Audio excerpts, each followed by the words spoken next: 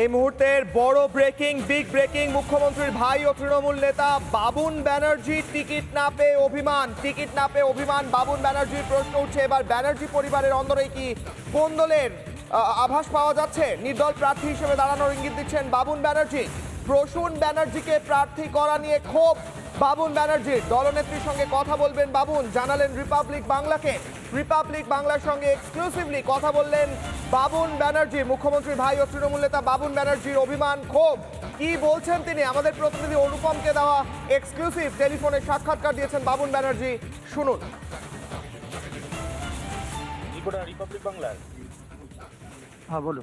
1981 সাল থেকে রাজনীতিতে রয়েছেন, আজকে হঠাৎ এত অভিমানের কারণ কি? শুধু প্রসূন বন্দ্যোপাধ্যায়? শোন, আমি বিজেপিতে যাচ্ছি না, এটুকু আপনাকে বললাম। আর কিছু আমার সম্পদ নেই, সেটাই আমার কথা। আপনি কি নির্দলে দাঁড়াবেন?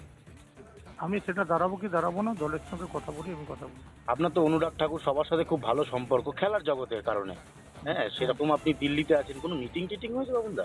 না না, কোনো মিটিং নেই। আমার অ্যাকচুয়ালি আমার এক কোন দাদা, তার একটু এমসে ভর্তি আছে, তাকে আমি একটু দেখতে যাচ্ছিলাম, সেটাই মেন কারণ, আর কোনো কারণ না। বাবুন দা, প্রসূন বন্দ্যোপাধ্যায়কে দল টিকিট দিয়েছে। হকির ব্যাপার আছে, একটু হকির ব্যাপারটাও আছে আমার। ও আচ্ছা, ওই হকি যেটা বলছিলেন আপনি, ওই ম্যাটারটা নিয়ে। সেই জন্য বার্তাজির কাছে ছিলাম। বাবুন দা, আমাকে একটা জিনিস একটু বলুন, প্রসূন বন্দ্যোপাধ্যায়কে দল টিকিট দিল, এটাকে আপনি কিভাবে দেখছেন? দেখুন, আমি এই নিয়ে এখন কোনো বক্তব্য নেই। আমি শুধু একটা কথা বলি, আমি বিজেপির সঙ্গে নেই, আমি তৃণমূলের সঙ্গে আছি, মমতা ব্যানার্জির সঙ্গে। মানে দল ছাড়ছেন না? দল ছাড়বো না। তাহলে এই অভিমানের কারণ কি বাবুন দা? অভিমান, মানুষের যেরকম অভিমান থাকে, সেই অভিমানটা আমার ছিল, সেই অভিমানটা আছে। দলকে বলেননি কোনোদিন যে প্রসূন বন্দ্যোপাধ্যায় সিলেকশনটা ভুল হচ্ছে? সেটা তো বলেছি, দলকে বলেছি প্রসূন বন্দ্যোপাধ্যায় অ্যাকচুয়ালি ঠিক না, আচ্ছা, ক্যান্ডিডেট ঠিক না। অ্যাকচুয়ালি যার জনসংযোগবিহীন সংসদ, আমার মনে হয় এটা পার্টি দেখতে পারত। এমপি ল্যাডে টাকাও খরচ করতে পারেন না, এরকম একটা মানে ওনার। যাই হোক, এরকম ঘটনা আপনারা টিভিতেও শুনেছেন, নেতেও শুনেছেন, বলেছি। ঠিক আছে বাবুন, আমি একটা লাস্ট প্রশ্ন করবো, সেটা হচ্ছে যে আপনি 2019-এ দল আপনাকে টিকিট দেবে বলে শোনা গিয়েছিল, এবারও কি দল আপনাকে টিকিট দিতে চেয়েছিল? নাম কি তালিকা তৈরি হয়েছিল আপনার? জানি না, দল ভাবিনি, দেয়নি। এমনি জানাননি ঘরের অন্দরে? মমতা বন্দ্যোপাধ্যায়কে জানাননি? আপনি তো এত ঘনিষ্ঠ, তার জানাবো, সামনাসামনি জানাবো। শুনলেন এক্সক্লুসিভ সাক্ষাৎকার মুখ্যমন্ত্রীর ভাই এবং তৃণমূল নেতা বাবুন ব্যানার্জি। তিনি বলছেন স্পষ্ট তার অভিমানের কথা, তিনি বলছেন প্রসূন ব্যানার্জিকে প্রার্থী করা নিয়ে তার ক্ষোভের কথা। দলনেত্রীর সঙ্গে কথা বলবেন তাও বলছেন, এবং নির্দল হয়ে দাঁড়াতেও পারেন তিনি, এমনটাও জানাচ্ছেন। এই গোটা বিষয় নিয়ে কি বলছেন পরিবহন মন্ত্রী স্নেহাশিস চক্রবর্তী, শুনুন। দলের যখন প্রার্থী ঘোষণা হয়, ছোটোখাটো অসন্তোষ থাকে, স্বাভাবিক। কারণ প্রার্থী হওয়ার জন্য তো অনেকের ইচ্ছা থাকে, কিন্তু দল শেষ পর্যন্ত বেছে নেয় যাকে সব থেকে উপযুক্ত মনে করছে, দল বেছে নেয়। সেই হিসেবে আমাদের প্রার্থীর তালিকা ঘোষণা হয়ে গেছে, মাননীয় মুখ্যমন্ত্রীর অনুমোদন করে ক্রমে প্রার্থী তালিকা ঘোষণা হয়ে গেছে। এখন বাবুন বন্দ্যোপাধ্যায় যে কিছু প্রশ্ন তুলেছে, কিছু কথা বলেছে, সেটা সম্পূর্ণ তার ব্যক্তিগত কথা, এবং তার মমতা বন্দ্যোপাধ্যায়ের প্রতি আস্থা, অগাধ আস্থার কথাও আমরা শুনতে পাচ্ছি। তো এইগুলো দু একদিন থাকবে, ব্যক্তিগত মতামত তো থাকতেই পারে, কিন্তু ওটা সামগ্রিকভাবে কোনো প্রভাব ফেলবে না।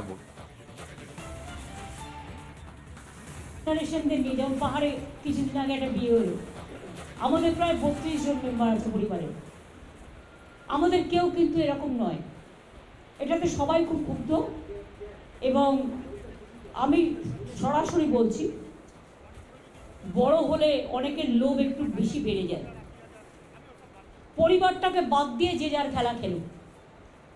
আমার পরিবারের ও কোনো মেম্বার বলে আমি মনে করি না। আজ থেকে আমি সব সম্পর্ক, শুধু আমি নই, আমাদের রক্তের পরিবারেরও যারা আছে, মামাটি মানুষের পরিবারেরও যারা আছে, সমস্ত সম্পর্ক ওর সাথে থেকে শিচ্ছেদ হয়ে গেল। আজ থেকে কোনো রিলেশন আমার ভাই হিসেবে কেউ পরিচয় দেবেন না। ইন্ডিভিজুয়াল নাগরিক হিসেবে আপনারা কেউ কারো পরিচয় দিতেই পারে, সেটা আলাদা ব্যাপার, কিন্তু প্লিজ দয়া করে আমার নামটা ইউজ করবেন না, বিকজ আমি টোটাল ডিসঅ্যাসোসিয়েট করে দিয়েছি আমাদের ফ্যামিলি বন্ডিং, নো রিলেশন। সুতরাং আমাদের দল যাকে প্রার্থী করেছে তিনিই আমাদের প্রার্থী। প্রসূন ব্যানার্জি একজন অর্জুন অ্যাওয়ার্ডি, মনে রাখতে হবে। প্রসূন ব্যানার্জি দাঁড়ান, শৈলেন মান্না থেকে শুরু করে মোহনবাগান, এই জায়গাটা হচ্ছে হাওড়া।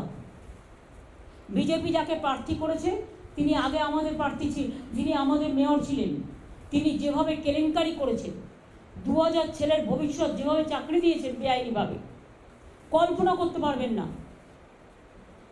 যদি তার সমস্ত কিছু বের করা যায়। আর যে ভদ্রলোকের নাম আপনারা বলছেন, আমি আপনাদের বলি তার অনেক কাজকর্মই আমার অনেক দিন ধরে পছন্দ নয়। তার কারণ আমি অন্যায় কখনো সহ্য করি না, কিন্তু সবাই তো আর বাইরে সবটা বলতে পারে না, অনেক সময় বুক ফাটে তো মুখ ফাটে না। সুতরাং এই নিয়ে আমার তর্ক বিতর্কের ব্যাপার নেই। আমাদের দলীয় প্রার্থী প্রসূন ব্যানার্জি যে যেখানে ইচ্ছে যেতে পারে। কিছু লোক নির্বাচনে আসলেই কাউন্সিলরেও দাঁড়াতে হবে, এমএলএতেও দাঁড়াতে হবে, আর এমপিতেও দাঁড়াতে হবে। আমার পরিবারের সবাই যদি বলে আমি এমপি ইলেকশনের টিকিট চাই, এমএলএ ইলেকশনের টিকিট চাই, তাহলে আমি তো পরিবারতন্ত্র করব।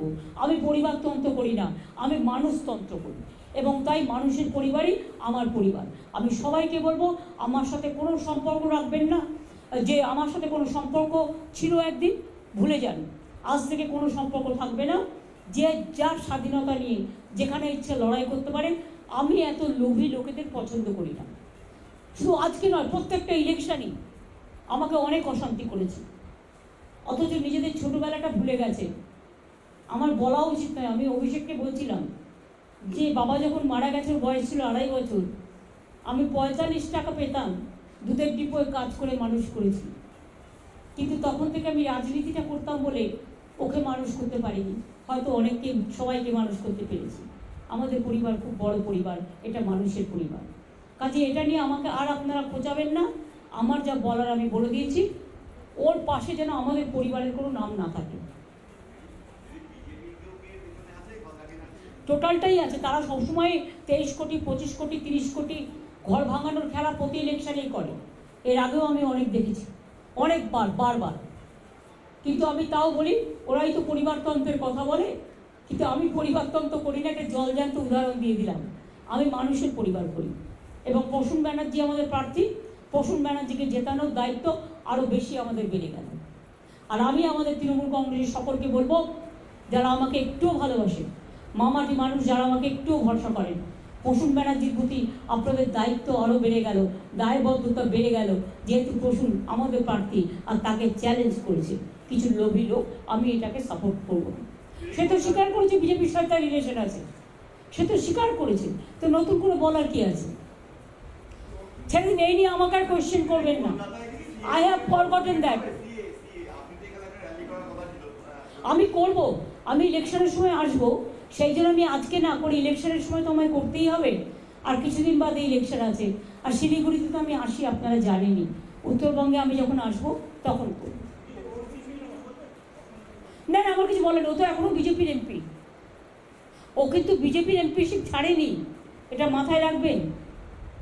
ও এখনো বিজেপির এমপি আছে, বিজেপির টিকিট ইলেক্টেডে আছে। সুতরাং এটা ওর স্বাধীনতা, ও কোন পার্টিতে দাঁড়াবে না দাঁড়াবে, আমরা পলিটিক্যালি লড়াই করব। আমাদের প্রার্থী ব্যারাকপুরে পার্থ ভৌমিক, যে আমাদের ইরিগেশন মিনিস্টার ছিল, খুব ভালো ছেলে, এবং আমি আশা করি পার্থ ভৌমিক মানুষের পুরো সমর্থন পাবে।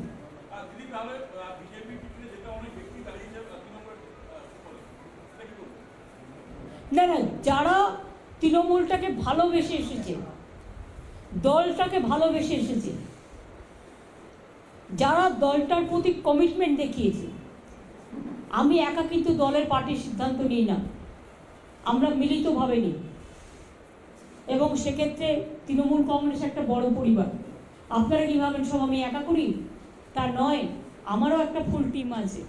সেই টিম দিয়ে সবাই মিলে মিলিতভাবেই আমরা যেখানে যে যোগ্য এবং যোগ্যতার নিরিখেই আমরা করেছি।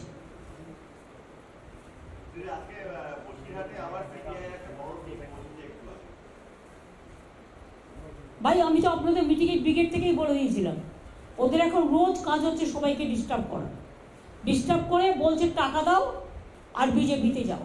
ইডির এটাই কাজ, সিবিআই এটাই কাজ, ইনকাম ট্যাক্সের এটাই কাজ। দেখলেন তো, একজন ইলেকশন কমিশন পর্যন্ত ছেড়ে দিলেন। তো আর কোনটা বলতে বাকি আছে? সবটাই তো ফোর্সফুল ইলেকশন। ধরুন, যাদের ইলেকশন ইম্পার্শিয়াল কি করে হবে? ধরুন রাজ্য সরকারে যখন ইলেকশন হয়, কেন্দ্রীয় সরকার পরিচালন করে। তো কেন্দ্রীয় সরকারের ইলেকশনও কেন্দ্রীয় সরকারই পরিচালন করবে, তার মানে কি? Is it not a farce? নিজেরাই নিজেদের সেনাবাহিনী পাঠিয়ে দিচ্ছি। আমি কোনোদিন জীবনে শুনিনি যে বিএসএফ এত অত্যাচার করে। আমি লজ্জিত। কদিন আগেও বাংলাদেশ থেকে আমার কাছে চিঠি এসছে। এখন এটা দুটো দেশের ব্যাপার হয়ে গেছে।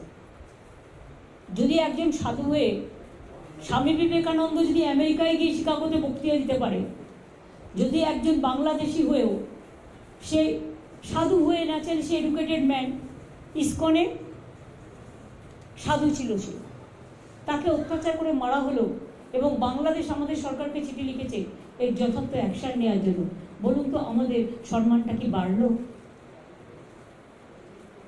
আমরা অ্যাকশন নিচ্ছি, আমরা অলরেডি এফআইআর করেছি এবং আইনত যে ব্যবস্থা নেওয়ার আইনের পথে চলবে। 100 कंपनी क्या? वो तो खुद मैंने क्या बोला, जिनका इलेक्शन है उन्होंने खुद कर रहा है। इम्पार्शियल इलेक्शन आप कैसे कहोगे? और पहले ये नहीं था कि कभी सेंट्रल एजेंसी बीजेपी का नाम कहते थे कि ए पार्टी को वोट दो। ये जो आता है ना, ये लोगों ने जाके डराता है और जाके कहता है बीजेपी को वोट दो। But they must know election हो जाएगा, वो लोग भी चला जाएगा, लेकिन राज्यों को तो हम लोगों नहीं रहेगा ना। इसी के लिए डरने का बात कोई नहीं है। लेकिन जो हो रहा है अनएथिकल,